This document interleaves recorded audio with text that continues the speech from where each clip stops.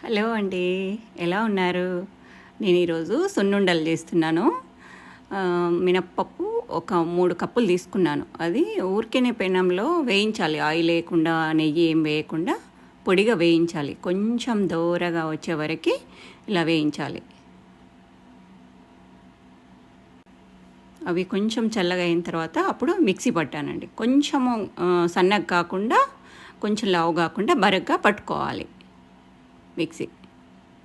తర్వాత 3 కప్పుల పప్పుకి 1.5 కప్పు బెల్లం పొడి చేసుకొని వేసుకోవాలి. బెల్లంని సన్నగా పొడి చేసి వేసేసుకోవాలి. వేసి బాగా కలుపుకోవాలి. మొత్తము పిండిను బెల్లం మొత్తం కలిపేటట్టుగా, మొత్తం కలిసేటట్టుగా కలుపుకోవాలి.